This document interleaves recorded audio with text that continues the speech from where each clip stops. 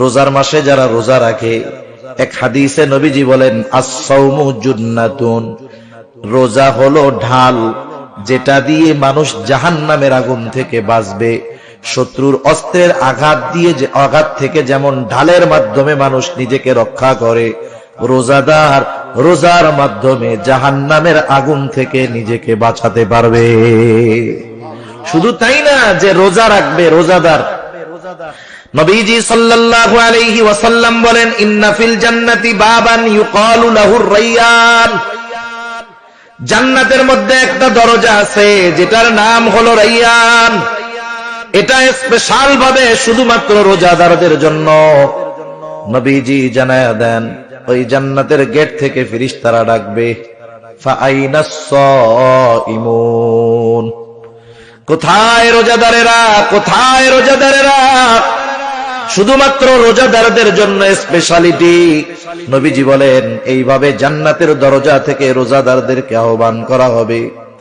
এইবার যখন রোজাদারেরা ওই জান্নাতের গেট দিয়ে ঢুকে যাবে, দরজা আটকায় দেওয়া হবে, আর কাউকে এই জান্নাতে ঢুকতে দেওয়া হবে না।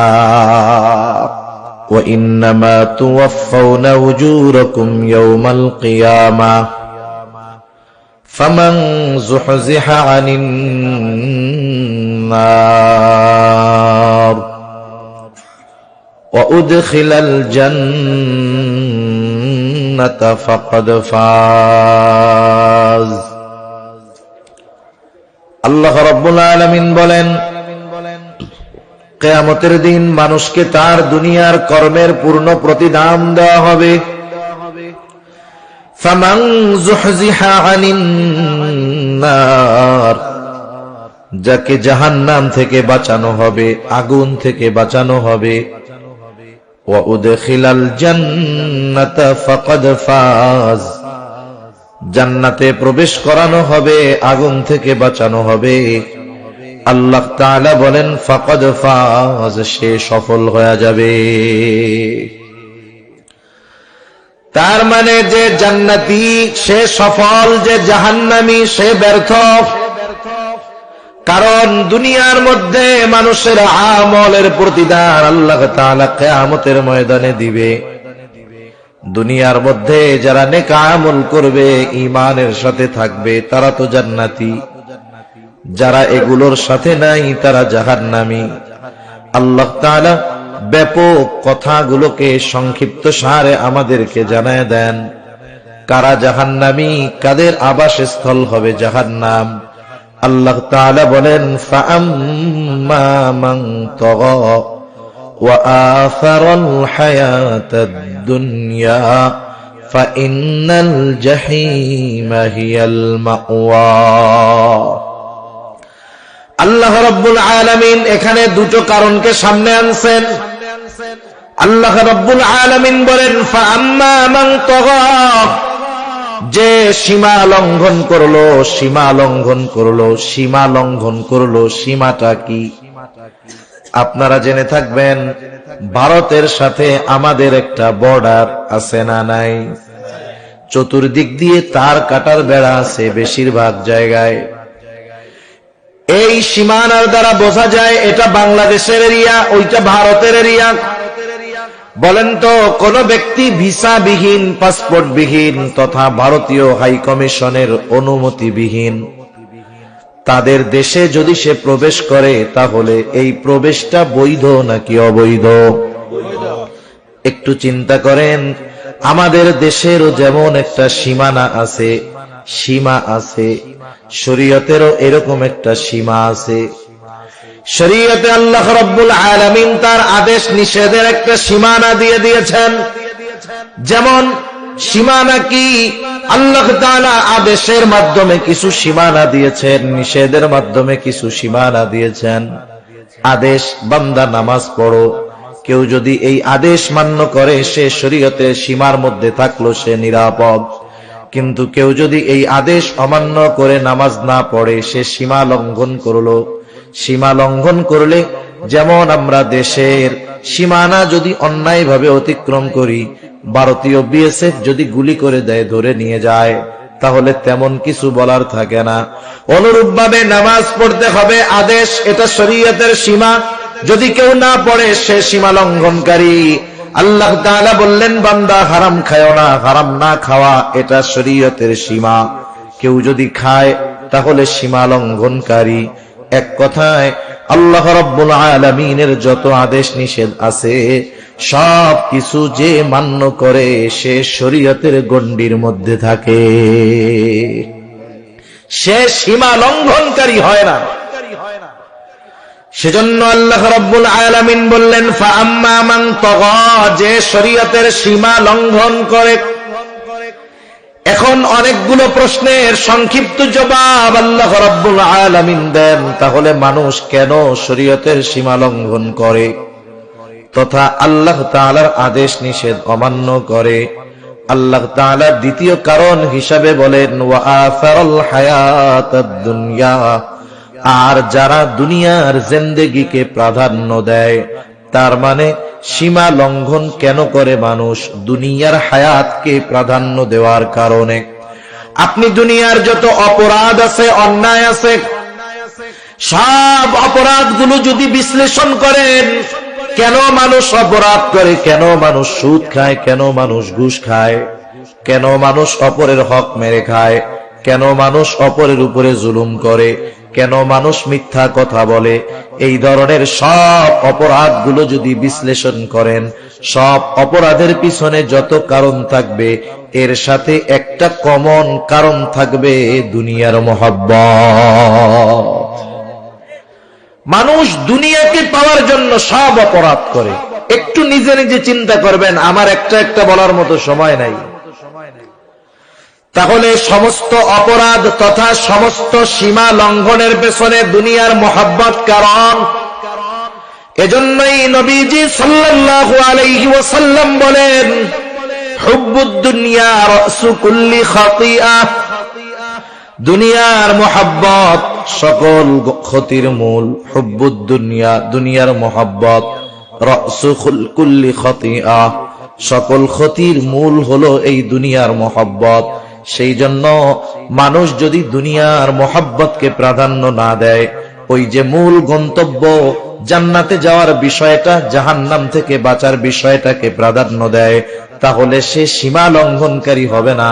আর যদি সে সীমা লঙ্ঘনকারী হয়, শরীয়তের বিধিবিধান না মানে, দুনিয়ার হায়াতকে প্রাধান্য দেয়, দুনিয়াকে উপভোগের জায়গা মনে করে, দুনিয়াকে শেষ এবং শুরুই মনে করে, সব কিছু বাদ দিয়ে দুনিয়া উপার্জনের পেছনে দৌড়ায়, এই সময় লোকটা আর ভালো মন্দ যাচাই বাছাই করে না। আল্লাহ রাব্বুল আলামিন বলেন যার হায়াত এভাবে অতিবাহিত হয়ে যাবে, আল্লাহ তাআলা বলেন এই দুই কারণে তার আবাসস্থল হবে জাহান্নাম, যা কতই না নিকৃষ্ট আবাসস্থল। ফাইন্নাল জাহিমা হিয়াল মাওয়া, জাহিম ওই জাহান্নাম হবে তার আবাসস্থল। তাহলে সহজ কথায় দুইটা জিনিস, মানুষ জাহান্নামী হওয়ার অন্যতম কারণ শরীয়তের বিধি সীমানা লঙ্ঘন। কেন মানুষ শরীয়তের সীমা লঙ্ঘন করে? এর মূল কারণ হলো দুনিয়া, দুনিয়া। এরপরে আল্লাহ রাব্বুল আলামিন বলেন ওয়া আম্মা মান খাফা মাকামা রাব্বিহি ওয়া নাহান নাফসা আনিল হাওয়া ফাইন্নাল জান্নাতা হিয়াল মাওয়া। আল্লাহ রাব্বুল আলামিন এরপরে বলেন ওয়া আম্মা মান খাফা মাকামা রাব্বিহি, যার তার রবের সামনে দণ্ডায়মান হওয়ার ভয় যার সামনে আছে, যার গোটা জীবনের হিসাব নিকাশ আল্লাহর সামনে দিতে হবে, এই চিন্তা, এই ভয় যার দুনিয়ার মধ্যে আছে, যে আমি যেই কাজ করি, যেই কর্ম করি, যেই আমল করি, আমার সব কর্মের হিসাব আল্লাহর সামনে দিতে হবে। বলেন তো, এই চিন্তা যার মধ্যে আছে, এই ভয় যার মধ্যে আছে, সে শরীয়তের সীমা লঙ্ঘন করবে? দুনিয়াতে যা মন চায় সে করবে? তাহলে বোঝা গেল আল্লাহ তাআলার ভয় মানুষকে জান্নাতি মানুষে পরিণত করে। কিয়ামতের ময়দানেও জান্নাতি মানুষ যারা, তারা তো ডান হাতে আমলনামা পাবে, ডান হাতে আমলনামা। কারণ বাম হাতে যারা আমলনামা পাবে তারা তো শেষ, কিন্তু যারা ডান হাতে আমলনামা পাবে, আমলনামা পাওয়ার কারণ হিসাবে তারা কি বলবে? আল্লাহ তাআলা কোরআনুল কারীমের মধ্যে বলেন, ফাআম্মা মান উতিয়া কিতাবাহু বিয়ামিনিহি ফায়াকুলু হাউম ইকরাউ কিতাবিয়া ইন্নী যানানতু আন্নী মুলাকিন হিসাবিয়া। আল্লাহ রাব্বুল আলামিন বলেন, যারা ডান হাতে আমলনামা পাবে তারা জান্নাতি, কিন্তু যারা ডান হাতে আমলনামা পাবে তারা কত আনন্দিত। তারা আমলনামা পাবার পর তারা মানুষদেরকে বলবে, ফায়াকুলু হাউম ইকরাউ কিতাবিয়া, এই তো আমার কিতাব, পড়ো তোমরা আমার কিতাব, পড়ো তোমরা আমার আমলনামা। সে ডান হাতে আমলনামা পাবার কারণ হিসাবে বলবে, ইন্নী যানানতু আন্নী মুলাকিন হিসাবিয়া, আমি এই ব্যাপারে দৃঢ় ধারণা রাখতাম, দৃঢ় বিশ্বাস রাখতাম যে আমাকে আমার কর্মের হিসাবের মুখোমুখি হওয়া লাগবে। ওই ভয় তার যে আল্লাহর সামনে আমাকে দাঁড়াতে হবে, আল্লাহর সামনে আমার গোটা জিন্দেগীর কর্মের হিসাব নিকাশ দেওয়া লাগবে। এই চিন্তা, এই ভয় যার মধ্যে আছে, সাথে সাথে যার মধ্যে এই ভয় আছে যে আমাকে আমার গোটা জীবনের কর্মের হিসাব আল্লাহর সামনে দিতে হবে, বলেন তো তার মন যা চায়, নফস যা চায়, সে কি সেটা করবে? করবে না। কারণ নফস হলো এমন এক জিনিস, ওইটা ভালো কাম সহজে করতে চায় না, ও মন্দ কাজ করতে চায়, গোনার দিকে টানে। দুই দিকে ভয়, যদি গোনায় যাই আমি আল্লাহর সামনে কি বলবো, করি আল্লাহর সামনে কি বলবো। এজন্য আল ঈমানু বাইনাল খাউফি ওয়ার রাজা, আশা এবং ভয়ের মাঝে ঈমান। এই যে ভয় হবে যে আল্লাহর সামনে কি বলবো, ওই দিক দিয়ে শয়তানের অন্তরে ওয়াসওয়াসা দিবে, আরে একবার আয় না, অসুবিধা কি, মাফ চাইলে তো আল্লাহ মাফ করে দিবে। কিন্তু না, সে আল্লাহর সামনে দণ্ডায়মান হওয়াকে প্রাধান্য দিবে। মন যা চাইবে, চাইতে পারে অনেক কিছু, কিন্তু সে আল্লাহর ভয়ে করবে না। মনে করেন অনেক সময় অনেক জিনিস আছে আমাদের সামনে, দেখতে মন চায়, ধরতে মন চায়, নিতে মন চায়। ওই দিক দিয়ে যদি বলা হয় যে তুমি ওইটা ধরতে পারবা, নিতে পারবা, কিন্তু টাচ করলেই গুলি তোমার গায়ে লাগবে, ধরলেই গুলি গায়ে লাগবে, বলেন তো ওইটা তো ধরতে মন চায়, ধরলে কি লাগবে? ধরবেন আপনি? মন তো চাইতেছে, ধরবেন না কেন? কারণ ধরলে কি আসবে? আঘাত আসবে। এই বিষয়টাই মনে রাখতে হবে। মন বহুত কিছু চাইতে পারে, কিন্তু মনের চাওয়া অনুযায়ী কিছু করা যাবে না। চিন্তা করতে হবে, আমাকে আল্লাহর সামনে দাঁড়াতে হবে। এ কথাই বলতেছে আল্লাহ তাআলা, ওয়া আম্মা মান খাফা মাকামা রাব্বিহ, যে তার রবের সামনে দণ্ডায়মান হওয়াকে ভয় করে, ওয়া নাহান নাফসা আনিল হাওয়া, আর মন যা চায় তা করে না, বরং আল্লাহ যা চায় সেটা করে, ফা ইন্নাল জান্নাতা হিয়াল মাওয়া, তার আবাসস্থল হবে জান্নাত। সেজন্য এক নম্বরে আমরা যদি জান্নাতি হতে চাই, আল্লাহর সামনে দণ্ডায়মান হওয়াকে ভয় করতে হবে। হাজারো বিষয় আমার আপনার সামনে আসতে পারে, কিন্তু চিন্তা করতে হবে আল্লাহর ভয়, আল্লাহর ভয়। এক যুবকের ঘটনা আমি আপনাদের শুনাই। কিতাবের নাম হলো মান আশা বাদাল মাউত, লিখছেন প্রসিদ্ধ মুহাদ্দিস আবু বকর ইবনে আবিদ দুনিয়া। তিনি এই কিতাবের মধ্যে একটা যুবকের ঘটনা বর্ণনা করেছেন। সেই যুবক হযরত ওমর রাদিয়াল্লাহু তাআলা আনহুর সময়ের যুবক।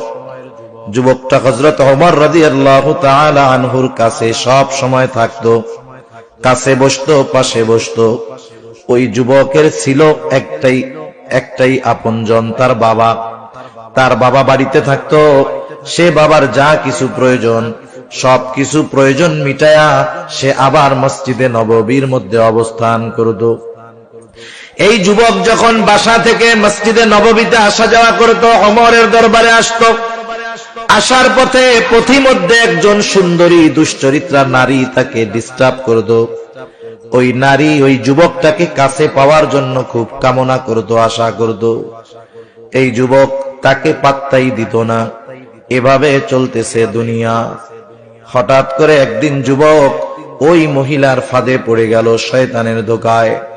যুবকটা যখন ঘরের মধ্যে চলে গেল, অন্দর মহলে মহিলা নিয়ে গেল। এইবার মহিলার আজকে আনন্দের দিন, এতদিনের চাওয়া পাওয়া পূর্ণ হওয়ার মতো অবস্থা। মহিলা তার গোলামকে ডাক দিয়া পাঠায় দিছে, বাজারে যাও, ভালো মন্দ ফল কিনে আনো, সুগন্ধি কিনে আনো, আজকে আমি আমার কাছের পছন্দের মানুষকে পেয়ে গেছি, কথা হবে, গল্প হবে। যুবকটা তো শয়তানের ধোঁকায় পড়ে ভিতরে ঢুকে গেছে। এইবার যখন ওই মহিলা যুবকের নিকটে আসতে গেছে, যুবকটা হঠাৎ করে অজ্ঞান হয়ে জমিনের উপরে পড়ে গেল। এইবার নড়াচড়া দেয়, কিরে খোঁজ খবর নাই, হুশ তো ফিরে না।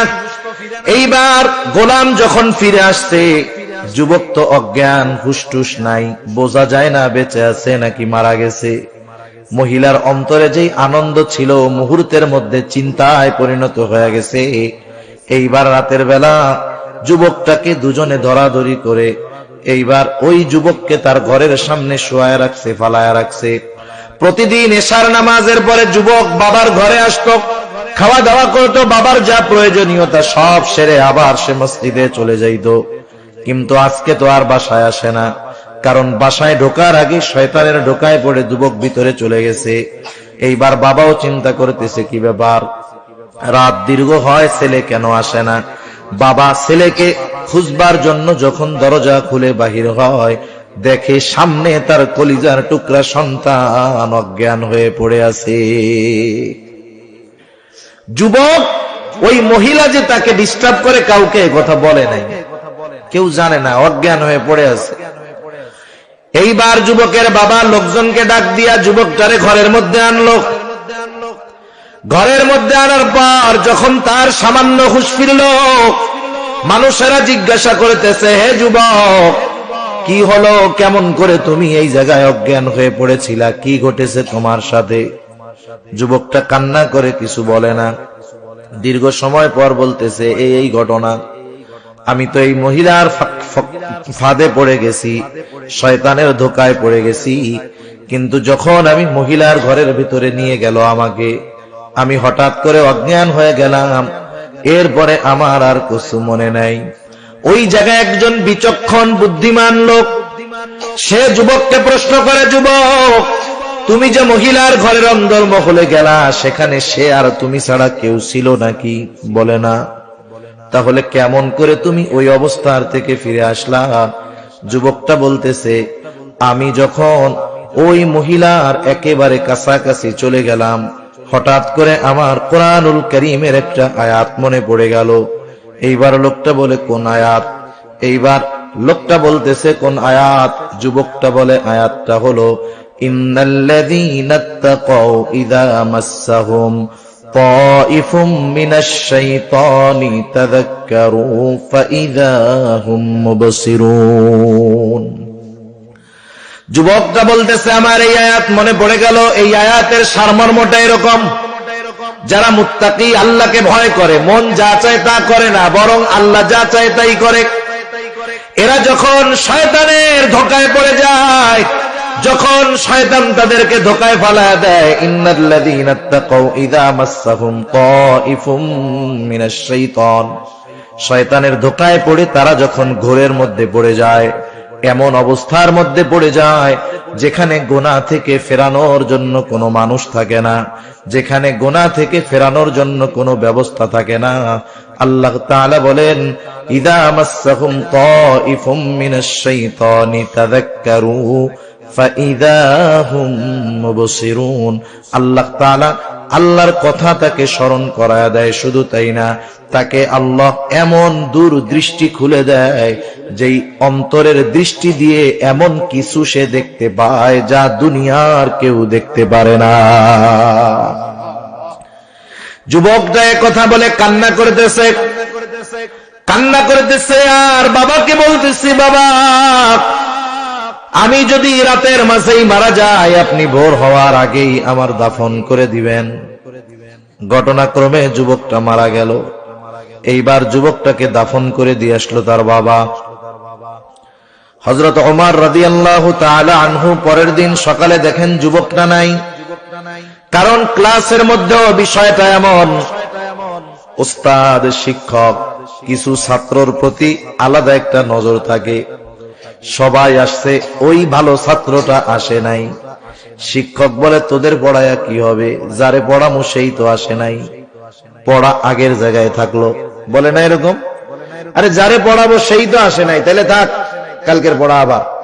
আবার সে যদি একা আসে, বাকি কেউ যদি নাও আসে, স্যার বলে ওগুলো আসাও যা, না আসাও তা, তুমি আসছো এটাই যথেষ্ট, সামনে পড়ায়া দেয়। মানে শিক্ষকদের কিছু ছাত্রের ব্যাপারে ভালো দৃষ্টি থাকে, তাদের উপরে নজর থাকে। স্বাভাবিকভাবে যুবক মানুষ যদি নেককার হয়, ভালো হয়, পরহেজগার হয়, এলাকার মানুষও তাকে মহব্বত করে, ভালোবাসে, মানুষের নেক নজরে সে থাকে।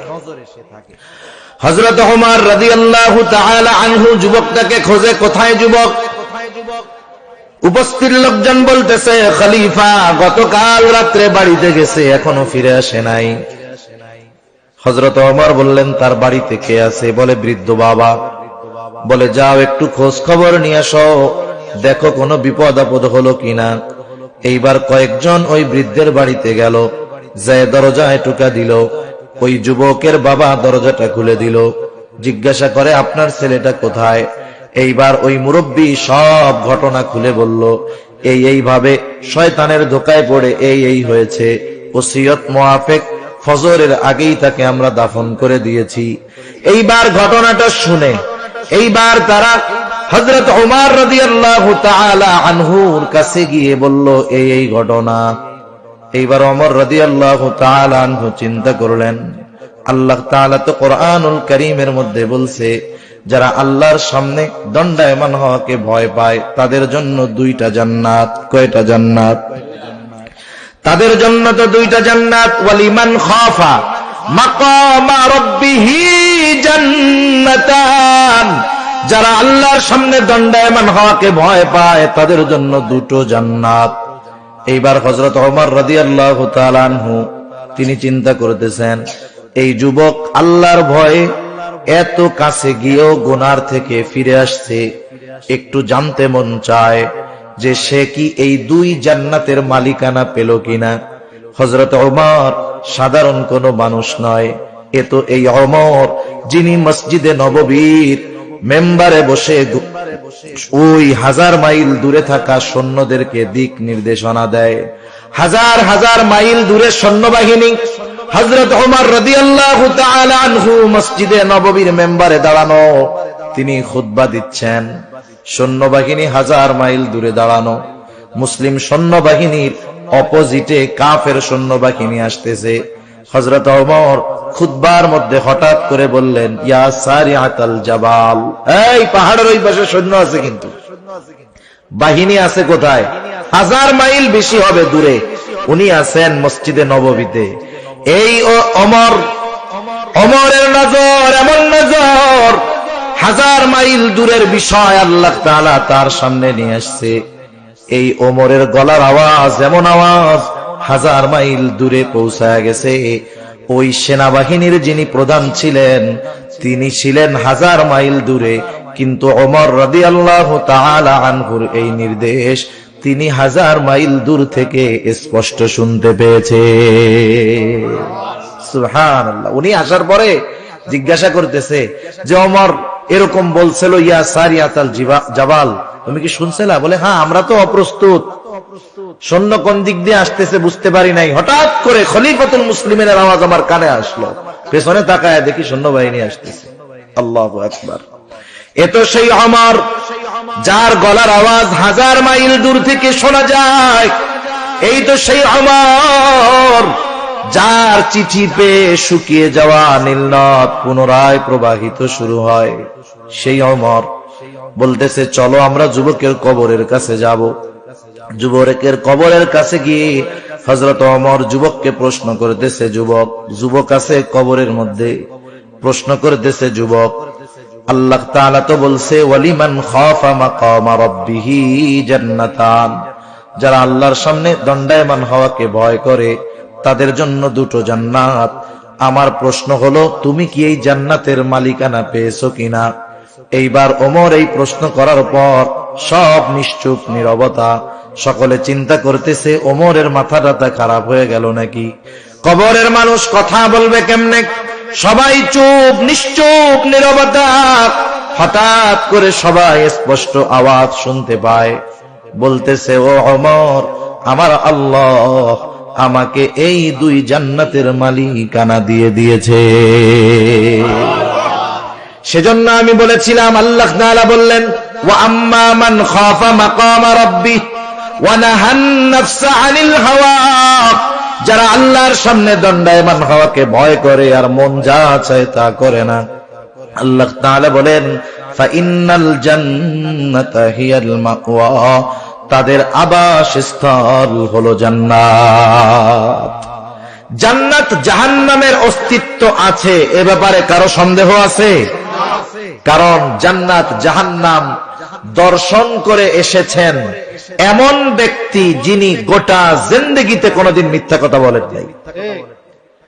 রাসূল আকরাম সাল্লাল্লাহু আলাইহি ওয়াসাল্লামকে আল্লাহ তাআলা দুনিয়া থেকে জান্নাত জাহান্নাম দেখায়েছেন। রাসূলুল্লাহ সাল্লাল্লাহু আলাইহি ওয়াসাল্লাম নামাজে দাঁড়ায় গেছেন সাহাবাদেরকে নিয়ে। সূর্যগ্রহণের নামাজ অথবা সালাতুল ইস্তিসকা, বৃষ্টি প্রার্থনার নামাজ। নবীজি নামাজের মধ্যে দাঁড়ায় গেছেন, নামাজ চলতেছে। হঠাৎ করে নবীজি নামাজের স্থান থেকে সামনের দিকে আগায় গেলেন, হাতটা বাড়াইলেন, আবার হাতটা পেছনের দিকে নিয়ে আসলেন। একটু পরে উনি আবার একটু পেছনের দিকে আসলেন, আবার সামনে জায়গা মতো গিয়ে দাঁড়াইলেন। নামাজের পরে নবীজিকে প্রশ্ন করা হলো, ইয়া রাসূলুল্লাহ, আপনি নামাজের মধ্যে একবার সামনে গেলেন আর একবার পেছনে আসলেন, কারণটা কি? এইবার নবীজি বললেন, শোনো, যখন আমি নামাজের মধ্যে ছিলাম, প্রথমে যখন সামনে গেলাম, আল্লাহ তাআলা জান্নাতটাকে আমার সামনে তুলে ধরছে, আর আমি দেখতে পেলাম জান্নাতের একটা আঙ্গুরের থোকা জ্বলতেছে। আমি চিন্তা করলাম সেখান থেকে একটা আঙ্গুর এনে তোমাদেরকে খাওয়াই। আবার হাতটা সরায় আনলাম, চিন্তা করলাম, এজন্য আমি পেছনের দিকে সরে আসলাম। মোট কথা হলো, দুনিয়ার জমিন থেকে আল্লাহ তাআলা আমার আপনার নবীকে জান্নাত দেখায় আনছেন, জাহান্নাম দেখায় দিয়েছেন। সাথে সাথে আল্লাহ রাব্বুল আলামিন আমার আপনার নবীকে মেরাজে নিয়ে জান্নাত এবং জাহান্নামের সব অবস্থা আল্লাহ তাআলা দেখায় আনছে। সেজন্য আমরাও জান্নাতে যেতে চাই, আমরাও জাহান্নাম থেকে বাঁচতে চাই। আমি জান্নাতের নাজ নেয়ামতের বর্ণনাও বলবো না, জাহান্নামের কষ্টের কথাও বলবো না। শুধু এগুলো পাওয়ার জন্য কি করণীয়, বাঁচার জন্য কি করণীয়, আমি 2-4টা কথা বলে শেষ করে দিব। জান্নাত যদি পেতে চাই কি করণীয়, জান্নাত যদি চাই আমরা, হাদিসের মধ্যে আসছে নবীজি সাল্লাল্লাহু আলাইহি ওয়াসাল্লাম বলেন, তোমরা আল্লাহ তাআলার কাছে জান্নাতুল ফেরদাউস চাইবা, কারণ জান্নাতুল ফেরদাউস হলো স্পেশাল জান্নাত। রাসূল আকরাম সাল্লাল্লাহু আলাইহি ওয়াসাল্লাম জানায় দিয়েছেন, জান্নাতুল ফেরদাউস চাইবা। জান্নাতুল ফেরদাউস যদি চাই আমাদের কি দরকার? আল্লাহ তাআলা বলেন, ইন্নাল্লাযীনা আমানু ওয়া আমিলুস সালিহাত কানাত লাহুম জান্নাতুল ফিরদাউসি নুজুলা। জান্নাত পাওয়ার জন্য 2টো জিনিস দরকার। 1 নাম্বার ঈমান দরকার, শিরিক মুক্ত ঈমান। 2 নাম্বার দরকার আমলে সালেহ, তথা ওই আমল যেই আমল একমাত্র আল্লাহর জন্য করা হয়, এই আমল দরকার। এটা হতে পারে নামাজ, এটা হতে পারে রোজা, এটা হতে পারে যাকাত। সেজন্য প্রত্যেকটা নেক আমল যেটা আল্লাহর জন্য করা হয়, এটা জান্নাতে যাওয়ার জন্য সহায়ক। যেমন সামনে অল্প কিছুদিন পর আসতেছে রমাদান মাস, রোজার মাস। রোজার মাসে যারা রোজা রাখে, এক হাদিসে নবীজি বলেন, আস-সাওমু জুন্নাতুন, রোজা হলো ঢাল, যেটা দিয়ে মানুষ জাহান্নামের আগুন থেকে বাঁচবে।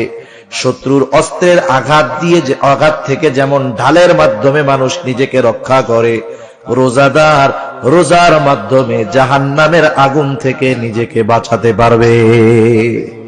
শুধু তাই না যে রোজা রাখবে রোজাদার, নবীজি সাল্লাল্লাহু আলাইহি ওয়াসাল্লাম বলেন, ইন্না ফিল জান্নাতি বাবান ইউকালু লাহুর রায়্যান। জান্নাতের মধ্যে একটা দরজা আছে যেটার নাম হলো রাইয়ান। এটা স্পেশাল ভাবে শুধুমাত্র রোজাদারদের জন্য। নবীজি জানায়া দেন, ওই জান্নাতের গেট থেকে ফেরেশতারা ডাকবে, ফাআইনাস সাইমুন, কোথায় রোজাদারেরা, কোথায় রোজাদারেরা? শুধুমাত্র রোজাদারদের জন্য স্পেশালিটি। নবীজি বলেন, এইভাবে জান্নাতের দরজা থেকে রোজাদারদেরকে আহ্বান করা হবে। এইবার যখন রোজাদারেরা ওই জান্নাতের গেট দিয়ে ঢুকে যাবে, দরজা আটকায় দেওয়া হবে, আর কাউকে এই জান্নাতে ঢুকতে দেওয়া হবে না। তাহলে আমি যে কথা সোজা বলতে চাচ্ছি, যে আমাদের ঈমানকে পরিশুদ্ধ করা, সাথে সাথে নেক আমল করা, নামাজ, রোজা, হজ, যাকাত, যত ভালো কাজ আছে সব ভালো কাজগুলা হলো জান্নাতে যাওয়ার পাথেও। মনে রাখবেন, মানুষের কিন্তু ভালো কাজ করার জন্য নফস সায় দেয় না। কিন্তু নফস যদি বলে, আরে ফজরের নামাজে উঠা কষ্ট করে নামাজ পড়বি, আর একটু শুয়ে দেখ, নফসে তো এটা বলবে। কিন্তু আমি কি নফসের তাবেদারি করব না আল্লাহর হুকুম মানব? নফসের সাথে লড়াই করতে হবে আমাদের। তাহলে কি হবে? জান্নাতে যাওয়া সহজ হবে। এবার জাহান্নাম থেকে বাঁচার জন্য কি করণীয়? হায় হায়, জাহান্নাম তো কঠিন এক জায়গা। মানুষ মৃত্যুর পরে, হাদিসের মধ্যে আসছে, কারো কবর হয় জান্নাতের বাগান, কারো কবর হয় জাহান্নামের গর্ত। কারো কবর হয় জাহান্নামের গর্ত, কারো কবর হয় জান্নাতের বাগান। যার কবর জান্নাতের বাগান হবে, সে মনে করবে এটাই মনে হয় জান্নাত। খুশির ঠেলায় মনে করবে আমি তো জান্নাতে চলে আসছি। এবার ফেরেশতা এসে বলবে, আরে না মিয়া, এটা জান্নাত না, তোমার আসল অবস্থান স্থল জান্নাত, সেটা তো তুমি আরো পরে পাবা। কিয়ামত কায়েম হবে, এরপরে তোমাকে তোমার আসল ঠিকানায় দেওয়া হবে। আর তুমি যেটা দেখতেছো এটা জান্নাতের তুলনায় কিছুই না। অথচ সে মনে করতেছিল জান্নাত, কারণ এর চাইতে নেয়ামতের কিছু আর হতে পারে না। আবার কারো কারো কবর হবে জাহান্নামের গর্ত, কারো কবর হবে জাহান্নামের গর্ত। সে মনে করবে এটাই মনে হয় জাহান্নাম। তাকে জানানো হবে না, তোমার আসল আবাসস্থল তো এটা নয়। জাহান্নামের শাস্তির তুলনায় তোমার কবরের এই শাস্তি কিছুই না। এইবার ওই লোকটা বলবে, আল্লাহ আপনি কিয়ামত কায়েম কইরেন না, আপনি বিলম্ব করেন। শুধু তাই না, এই যার কবরে আযাব হচ্ছে, সেও তো কিয়ামতের ময়দানে উঠবে, উঠবে না? কিয়ামতের ময়দানে উঠে কিয়ামতের ময়দানের অবস্থা দেখে সে কবরে আযাবের কথা ভুলে যাবে। একটার চাইতে আরেকটা কঠিন, একটার চাইতে আরেকটা কঠিন। সে যখন হাসরের ময়দানে উঠবে, মনে করবে আমি কবরের মধ্যে ঘুমায়াছিলাম। এজন্য কি বলবে জানেন? মাম বাআসানা মিন মারকাদিনা, কে আমাদেরকে আমাদের অবস্থান স্থল থেকে জাগায়া দিল। আপনি জাগায় দেন কারে? যে ঘুমায় আছে তারই না উঠায়া দেন। সে মনে করবে যে আমাদেরকে কে আমাদের ঘুমন্ত থেকে জাগ্রত কইরা দিল। অথচ সে কবরে আযাবে ছিল। শুধু হাসরের অবস্থা দেখে ও চিন্তা করবে কবরে তো জান্নাতে ছিলাম। এইবার হাসরের যেই অবস্থা, ওই অবস্থা সহ্য করতে পারবে না। বলবে, আল্লাহ যা হয় হোক, আপনি বিচার কইরা জান্নাত দেন, জাহান্নাম দেন, যা হয় হোক। এই হাসরের ময়দানের চাইতে কষ্টকর আর কিছু হতে পারে না। ও মনে করবে ওইটা কষ্টের, কিন্তু জাহান্নাম তো তার চাইতে আরো বেশি কষ্টের। ঠিক কিনা বলেন? হায় হায়, কি অবস্থা জাহান্নামের মধ্যে! সাপ বিচ্ছুর জায়গা, যেখানে মানুষ জাহান্নামের আগুনে পুড়তে পুড়তে তৃষ্ণার্ত হয়ে যাবে। ক্ষুধা লাগবে, ক্ষুধা। আল্লাহ রাব্বুল আলামিন বলেন, লাআকিলুনা মিন শাজারিন মিন যাক্কুম ফামালিউনা মিনহাল বুতুন ফাশারিবুনা আলাইহি মিনাল হামিম। মানুষের যখন প্রচন্ড ক্ষুধা লাগে, সে কিন্তু যাচাই বাছাই করে না, সামনে যা পায় তাই খায়।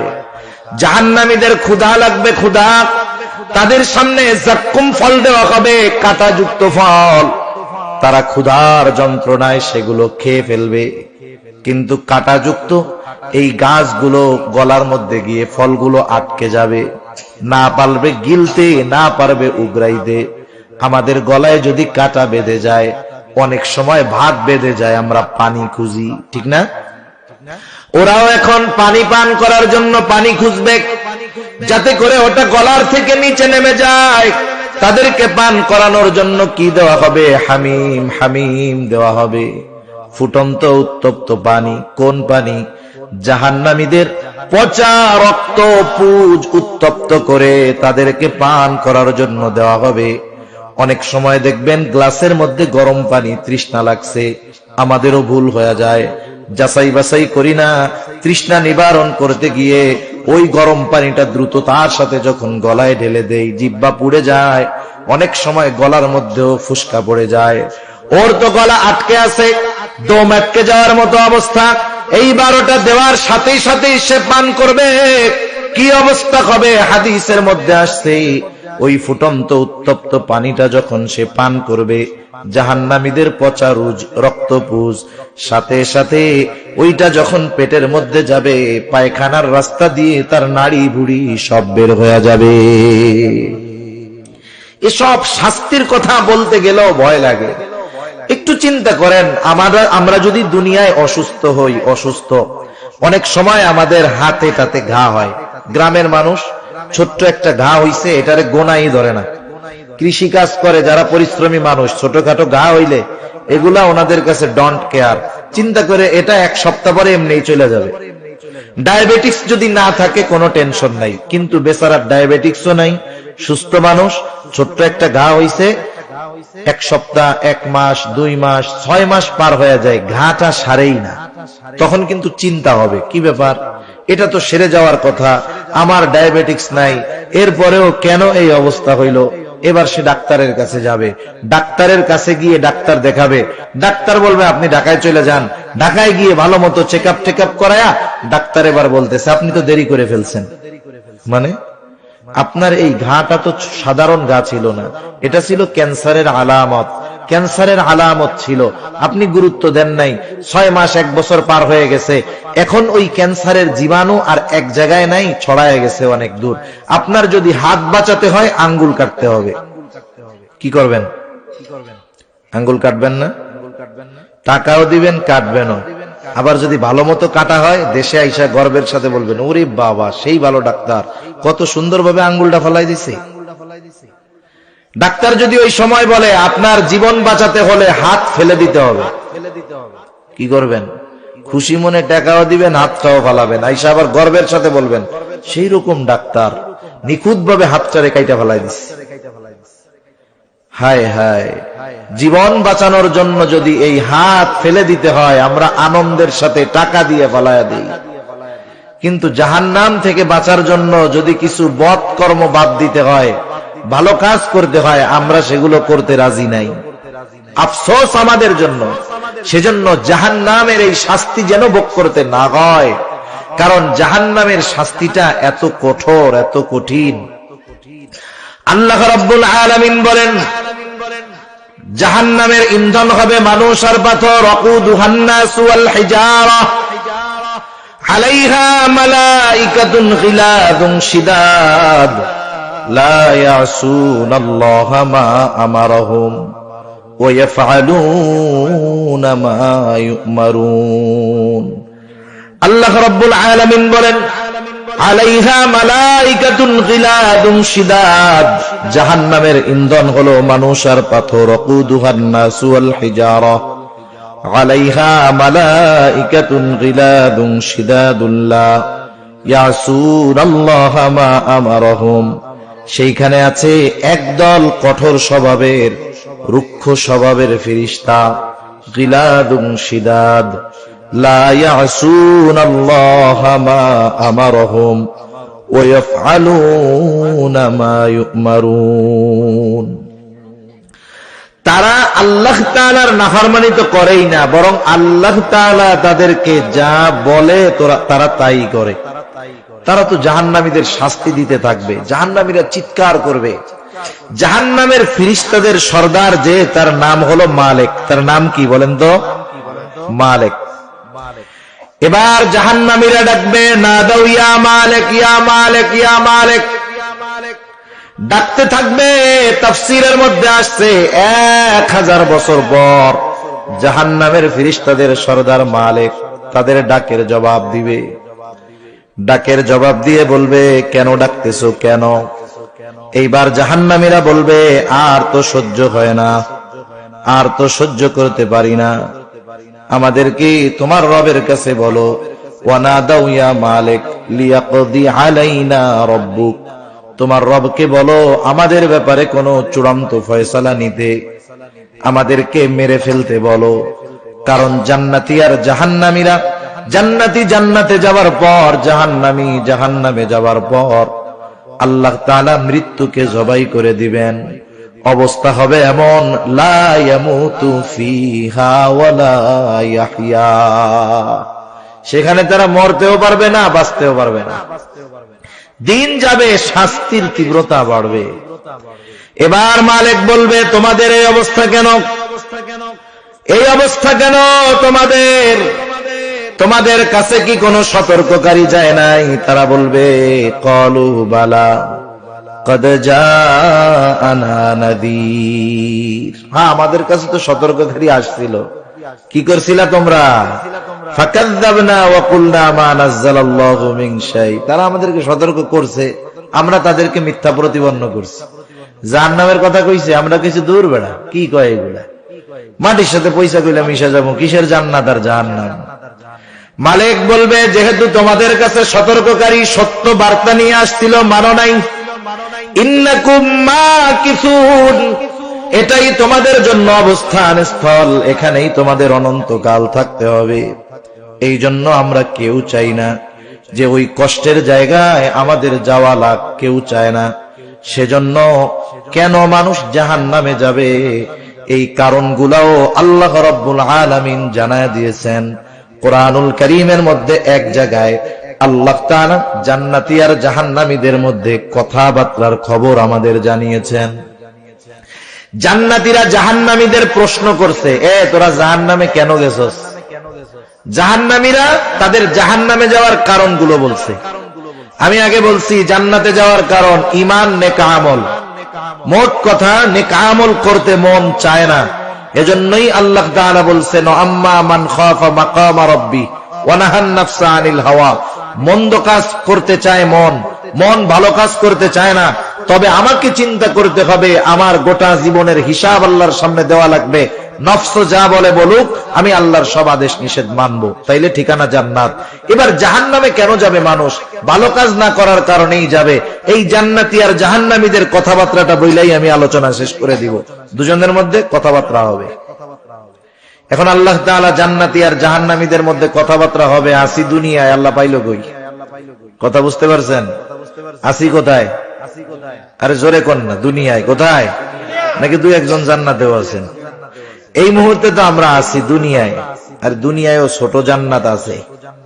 তা যাই হোক, তাহলে আল্লাহ তাআলা জান্নাতি আর জাহান্নামীদের মধ্যে কথাবার্তা পাইলো কোথায়? এটা তো এই কোরআনুল কারীমের মধ্যেই আছে।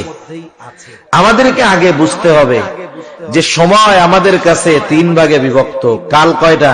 3টা, অতীতকাল, বর্তমানকাল, ভবিষ্যৎকাল। আমরা আমাদের ভবিষ্যৎ সম্পর্কে কিছু জানি না, অতীতের অল্প কিছু জানি, আর বর্তমান তো অল্প সময়ের মধ্যেই চলে যায়, অতীত হয়ে যায়। তা আল্লাহ তাআলার কাছে সময় অতীতকালও নাই, ভবিষ্যৎও নাই, সব বর্তমানকাল। আল্লাহ তাআলার কাছে সব কি? বর্তমান। আমাদের কাছে যেটা ভবিষ্যৎ হবে সেটা আল্লাহ তাআলার কাছে হয়ে গেছে, কারণ সব আল্লাহ তাআলার কাছে কি? বর্তমান। এজন্য আল্লাহ তাআলা কোরআনুল কারীমে জান্নাতি আর জাহান্নামীদের মধ্যে কথাবার্তার খবর আমাদের জানায় দিয়েছেন। জান্নাতীরা প্রশ্ন করতেছে, ফি জান্নাতি ইয়াতাসাআলুনা আনিল মুজরিমিন, জান্নাতীরা পরস্পর জাহান্নামীদেরকে জিজ্ঞাসা করবে, মা সালাকাকুম ফি সাকার, কোন জিনিস তোমাদেরকে জাহান্নামে আনলো? কোন কাজ করার কারণে তোমরা জাহান্নামে আনলা? এই আয়াতগুলোর আলোকে, এই সূরা যে আয়াতগুলো আছে, এই সূরার এই আয়াতগুলোর আলোকে জাহান্নামীরা তাদের জাহান্নামে যাওয়ার 4টা কারণ বলছে। আমরাও জাহান্নাম থেকে বাঁচার জন্য ওই 4টা বিষয় পরিত্যাগ করতে রাজি আছি। আরো জোরে বলি, আছি। আরে জীবন বাঁচানোর জন্য হাত কাইটা ফেলি, জাহান্নাম থেকে বাঁচার জন্য 4টা বদ অভ্যাস বাদ দেওয়া যাবে না? কারা কারা বাদ দিব? নারায়ে তাকবীর, আরো জোরে নারায়ে তাকবীর। মাশাআল্লাহ, হাত নামাই। জাহান্নামীরা এবার বলবে 1 নাম্বার, লাম নাকু মিনাল মুসাল্লিন। আমরা জাহান্নামে আসার 1 নাম্বার কারণ আমরা মুসল্লি ছিলাম না। এখন বলেন আমরা মুসল্লি হব কি হব না? জাহান্নামীরা মুসল্লি নয়, আমরা মুসল্লি হব। কারণ মুসল্লি যদি হই জান্নাতে যাওয়া সহজ, জাহান্নাম থেকে বাঁচাও সহজ। মুসল্লি হলে জান্নাতে যাওয়া সহজ, জাহান্নাম থেকে বাঁচা সহজ। কেন জানেন? কিয়ামতের দিন আল্লাহ তাআলা প্রথম হিসাব নিবে নামাজের। আউয়ালু মা ইউহাসাবু বিহিল আবদু ইয়াউমাল কিয়ামাতিস সালাহ। কিয়ামতের দিন সর্বপ্রথম নামাজের হিসাব নেওয়া হবে। আর এক হাদিসে আর একটু বাড়ায়া আসছে, নবীজি বলেন যার প্রথম হিসাব সহজ হবে তার বাকি হিসাবগুলো সহজ করে দিবেন কে? শুধু চাই না, নামাজ বেহেশতের চাবি। নামাজ কিসের চাবি? বেহেশতের চাবি। তাহলে নামাজ ছাড়া তো জান্নাতে যাওয়াই যাবে না। সেজন্য আমরা মুসল্লি হব, মুসল্লি। 2 নাম্বার কারণ তারা বলবে ওয়ালাম নাকু নুতহিমুল মিসকিন, আমরা মিসকিনদেরকে খানা দিতাম না। জাহান্নামীদের কাজ হলো মিসকিনদের খানা দেয় না। আমরা মিসকিন, অসহায়, দরিদ্র মানুষদেরকে খানা খাওয়াবো। কারণ খানা খাওয়ানো এমনিতেই বড় ফজিলতের কাজ। আল্লাহর জন্য আপনি যদি একজন কোটিপতিকেও খানা খাওয়ান, আল্লাহর জন্য ফজিলত আছে। আবার আপনি যদি মিসকিনকে খানা খাওয়ান, দুনিয়ারও লাভ আছে। আল্লাহ তাআলা যারা মিসকিনদের খানা দেয়, অপরকে খানা দিতে উৎসাহ দেয়, আল্লাহ তাআলা দুনিয়াতে তাদের রিজিককে প্রশস্ত করে দেয়। আর যারা মিসকিনদের খানা দেয় না, অপরকেও উৎসাহ দেয় না, তাদের রিজিক আল্লাহ দুনিয়ায় সংকীর্ণ করে দেয়। সেজন্য আমরা মিসকিনদের খানা দিব। জাহান্নামীরা মিসকিনদের খানা দিত না। 3 নাম্বার কারণ ওয়া কুন্না নাখুদু মাআল খাইদিন, আমরা অনর্থক মজলিসে যারা লিপ্ত থাকতো তাদের সাথে আমরা অনর্থক মজলিসের মধ্যে বসতাম। মনে রাখবেন, আমি কোন মজলিসে বসবো এটার একটা মূল নীতি আমি আপনাদের বলে যাই। আশরাফ আলী থানভী রাহমাতুল্লাহি আলাইহি বলতেন, তোমরা ওই সমস্ত মজলিসে বসবা না যেই মজলিসের মধ্যে না দুনিয়ার উপকার আছে, না পরকালের উপকার আছে। এটা হলো মূল নীতি। আমি এক মজলিসে মনে করেন আড্ডা দিচ্ছে 10 জন, এই আড্ডার মধ্যে যদি দুনিয়ার বৈধ কোনো উপকার থাকে তাও বসা যাবে। আর যদি এই মজলিসে বসার কারণে আমি একটু দ্বীনের প্রতি আগ্রহী হতে পারি, আমল শিখতে পারি, তাইলে তো এটা দুনিয়া আখিরাত উভয় জাহানের উপকার। এর বাইরে যত মজলিস আছে সব মজলিসগুলা জাহান্নামে যাওয়ার কারণ হবে। আমাদের গ্রাম অঞ্চলে আছে, চায়ের দোকানে বৈশা বৈশা বিনা কারণে আড্ডা দেয়। আপনাদের এদিকে আছে? কোনো কাজ কাম নাই, কিচ্ছু নাই, ওইখানে বসে বসে বেহুদা সময় কাটায়, এর গিবত করে, ওর গিবত করে। আহারে, কেউ যদি মানা করে যে দেখেন ওর গিবত করেন না, এত মাসালা দিও না, ওর মধ্যে দোষ আছে এই জন্যই তো কইতেছে। আরে দোষ আছে এজন্য তো গিবত, আর দোষ না থাকলে তো তহমত, অপবাদ হইতো। সেজন্য অনর্থক মজলিস জাহান্নামে যাওয়ার কারণ। 4 নাম্বার অকুন্না নুকাযযিবু বিয়াউমিদ্দিন, আমরা কিয়ামতের দিবসকে অস্বীকার করতাম। এই 4 কারণে আমরা জাহান্নামী, এই 4 কারণে আমরা জাহান্নামী। এই জন্য অনেক লম্বা আলোচনা, হয়তো অনেক কিছু মনে থাকবে না। সর্বশেষ এই কর্মগুলো যদি আমরা ছাড়তে পারি জান্নাতি, ধরতে পারি জান্নাতি, ছাড়তে পারলে বেঁচে যাব। তার মানে আমরা নামাজি যদি হই জান্নাতি হব, জাহান্নাম থেকে বাঁচবো। যদি মিসকিনদের খানা দেই জান্নাতে যাওয়ার কর্ম, জাহান্নাম থেকে বাঁচার কর্ম। অনর্থক মজলিস থেকে যদি বাঁচতে পারি জান্নাতে যাওয়ার কর্ম, জাহান্নাম থেকে বাঁচার কর্ম। আর পরকাল কিয়ামতের প্রতি যদি দৃঢ় বিশ্বাস রাখতে পারি, এটা জান্নাতে যাওয়ার কাজ হবে, জাহান্নাম থেকে বাঁচার মাধ্যম হবে। সর্বশেষ একটু কথা, একটু চিন্তা করেন, মানুষ যখন দুনিয়ায় ভালো কাজ করে না, সে কিন্তু তার রূহ বের হওয়ার সময় থেকে বুঝতে পারে যে আমার অবস্থা খারাপ। যারা দুনিয়ায় ভালো কাজ করে না, গুনার কাজ করে, ও মারা যাওয়ার পরে আফসোস করে। কিন্তু ওই আফসোস দুনিয়ার মানুষ দেখতে পারে না, জানতে পারে না। আল্লাহ তাআলা জানেন বিদায় আমাদেরকে জানায়া দিছেন। এখন আমাদের সময় আছে, আমরা জান্নাতে যাওয়ার পাথেও সংগ্রহ করতেছি না, জাহান্নাম থেকে বাঁচার পাথেও সংগ্রহ করতেছি না। দেখেন, যখন শীত আসে, শীত আগমন হতে হতেই আমরা কিন্তু শীতের পোশাকটা কিনে ফেলি, যাতে শীতের কারণে আমাদের কষ্ট না হয়। আবার গরম আসতেছে, শীতের মোটা কাপড় তো গরমে গায়ে দেওয়া যাবে না, গরম থেকে বাঁচার জন্য আমরা ফ্যান লাগায় নেই, যার সামর্থ্য আছে এসি লাগায় নেই, যার সামর্থ্য আছে ভালো কিছু পাতলা সুতি কাপড় বানায় নেই, যাতে গরমের কষ্টটা আমাদের ভোগ না করতে হয়। আগের থেকে প্রস্তুতি নেই। সেজন্য আমাদেরকেও জান্নাত পাওয়ার প্রস্তুতি দুনিয়ায় নিতে হবে, জাহান্নাম থেকে বাঁচার প্রস্তুতি দুনিয়ায় নিতে হবে। যদি নেক আমল করি, গুনাহ ছাড়ি, এটাই প্রস্তুতি। আর যদি না করি, মরার পরে আফসোস হবে। সময় এখন আছে, এখন মূল্য বুঝতেছি না। অনেকে বাপ থাকতে বাপের মর্ম বুঝে না, দাঁত থাকতে দাঁতের মর্ম বুঝে না, সুস্থ থাকতে সুস্থতার মর্ম বুঝে না। ওই যে বৎকার যখন মরবে কি বলবে জানেন? বলবে ফায়াকুল রব্বি লাউলা আখারতানি ইলা আজালিন করিব ফাসাদদাকা ওয়া কুম মিনাস সালিহিন। ও আমার রব, যদি আমাকে আরেকটু অবকাশ দিতেন, একটু দুনিয়ায় যাওয়ার সুযোগ দিতেন, আমি দান সদকা করতাম, নেক আমল করতাম, সৎ কর্মশীলদের অন্তর্ভুক্ত হয়ে যাইতাম। কিন্তু বলেন তো, ওই সময় চাবে, কিন্তু সময় কি পাবে? এখন তো সময় আছে, তাইলে কেন আমরা কাজে লাগাই না সময়? আমরা জান্নাতীদের আমল করি, জান্নাতি হই, জাহান্নামীদের আমলগুলা থেকে বাঁচি, জাহান্নাম থেকে বাঁচি। মোট কথা হলো, আল্লাহ তাআলা ওই কথাই বলতেছেন, যারা শরীয়তের সীমা লঙ্ঘন করে, যে শরীয়তের বিধিনিষেধ অমান্য করে, দুনিয়ার মোহাব্বতকে প্রাধান্য দেয়, তার আবাসস্থল হবে জাহান্নাম। আর যে আল্লাহর সামনে তার এই গোটা জিন্দেগির হিসাব দিতে হবে, এই ভয় অন্তরে রেখে মন যা চায় তা করে না, ওই লোকটা সফল, ওর ঠিকানা হবে জান্নাত। আল্লাহ সুবহানাহু ওয়া তাআলা আমাদের সবাইকে জাহান্নাম থেকে বাঁচার এবং জান্নাতের বাসিন্দা হওয়ার তৌফিক আল্লাহ দান করুন। সকলে বলি আমিন।